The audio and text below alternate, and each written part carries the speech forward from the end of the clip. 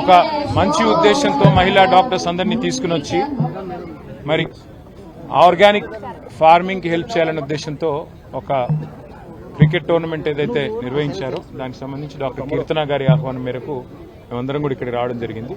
చాలా చక్కగా మరి విన్నర్స్కి అదేవిధంగా రన్నర్స్ అప్కి ఇందులో పార్టిసిపేట్ చేసిన ప్రతి ఒక్కరికి మహిళా వైద్యురాలందరికీ అట్లాగే వారి చేత సపోర్ట్ చేయబడుతున్న ఫార్మింగ్ కమ్యూనిటీ మొత్తానికి కూడా హృదయపూర్వకంగా శుభాకాంక్షలు అభినందనలు తెలియజేస్తూ మరి ఇట్లాంటి ఎఫర్ట్స్ ఇంకా విస్తరించాలి, జిల్లాలకు కూడా వెళ్ళాలి. దానికోసం తప్పకుండా మా పార్టీ తరఫున కూడా అన్ని రకాలుగా అండగా నిలబడతామని చెప్పి వారికి నేను తెలియజేయడం జరిగింది.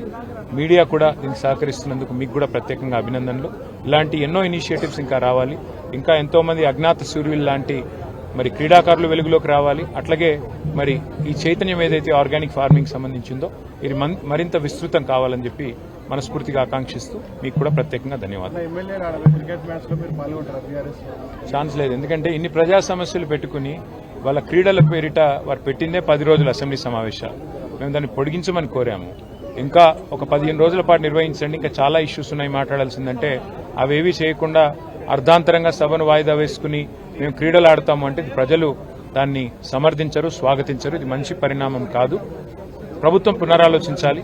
ఎందుకంటే మేము ఆడి క్రీడలాడి మేమేమి ఒలింపిక్స్కో దేనికో పోయి మెడల్స్ కొట్టేదైతే ఏమీ లేదు. పిల్లల్ని ఆడించాలి, వారికి ప్రోత్సాహకాలు ఇవ్వాలి. ఎమ్మెల్యేలు ఆడడం వల్ల వచ్చేదేంటో నాకైతే అర్థం కాదు.